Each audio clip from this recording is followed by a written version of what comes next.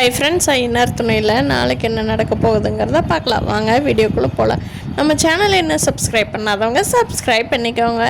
அங்கே சந்தாவுக்கு இவங்கெல்லாம் வர்றாங்க அப்படிங்கிறதே தெரியாது. ஏன்னா சந்தாவோட ஃபோன் ஆஃபில் இருக்குது. அவங்க கூப்பிட்டு நம்ம சேரன்கிட்ட பேசிடுவாங்க, இல்லை அவள் எங்கேயாவது போயிடுவா அப்படிங்கிறக்காக சந்தாவோட ஃபோனை வாங்கி ஆஃப் பண்ணி வச்சுட்டாங்க அவங்க வீட்டில் இருக்கிறவங்கெல்லாம். அதே மாதிரியே அனீஷுக்கும் கூப்பிட்டு பார்க்குறாங்க. அனீஷ் ஃபோனே எடுக்கலை. அவர் வச்சுருக்காரா இல்லை வீட்டில் எங்காவது இருக்கா, வேறு ஏதாவது பிஸியாக இருக்காரா அப்படிங்கிறதெல்லாம் இவங்களுக்கு தெரியவே இல்லை.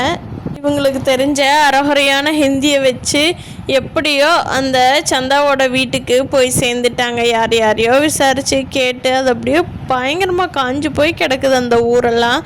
எப்படியோ கேட்டு போய் சேர்ந்துட்டாங்க.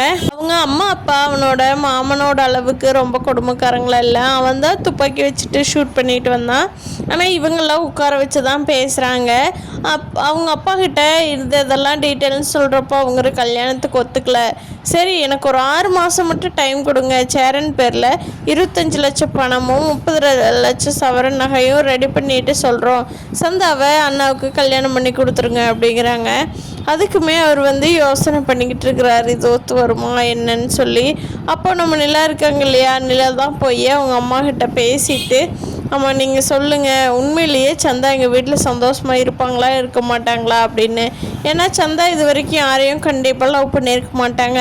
அப்படி இருக்கிற ஒரு பொண்ணு ஒருத்தர் பிடிச்சிருக்குன்னு சொல்லும்போது அது கன்ஃபார்மாக 100% கரெக்டாக தான் இருக்குன்னு நம்புறீங்களா இல்லையா அப்படிங்கிறாங்க.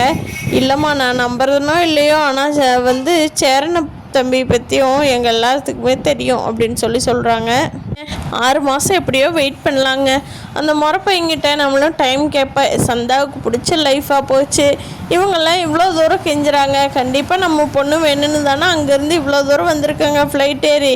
நம்ம அதனால் அதை அனுசரித்து நம்மளும் ஓகேங்களாங்களே, அதுக்கப்புறமா பார்த்துக்கலாம் அப்படின்னு சொன்னதுனால சந்தாவோட அம்மா அப்பா ஓகே பண்ணிட்டாங்க 6 மாதம் வெயிட் பண்ணுறதுக்கு. சொல்லிட்டு காரில் வர நிலா கேட்குறாங்க, ஏங்க சந்தா வீட்டை பற்றி என்ன நினைக்கிறீங்க அப்படின்னு சொல்லி. தான் நிலா ஒத்துக்கிட்டாங்க. நீயும் அண்ணன் மட்டும் வந்திருந்தீங்க, ஹிந்தி தெரியாமல் பயங்கரமாக பாடவிட்டுருப்பீங்க. ஏதோ ஹிந்தி தெரிஞ்சங்காட்டி அவங்ககிட்ட ரிலாக்ஸாக சொல்லிட்டு வந்திருக்குது. நீங்கள் மட்டும் வந்திருந்தீங்க, ரொம்ப கஷ்டம் அப்படிங்கிறாரு. அண்ணே பார்த்துக்கோங்கண்ணே, எல்லா வேலையும் சோழனால தான் இருக்குது, நீங்களும் நானும் வந்ததே வேஸ்ட்டு அப்படின்னு சொல்லி சோழங்கிட்ட நிலா கலாய்க்கிறாங்க.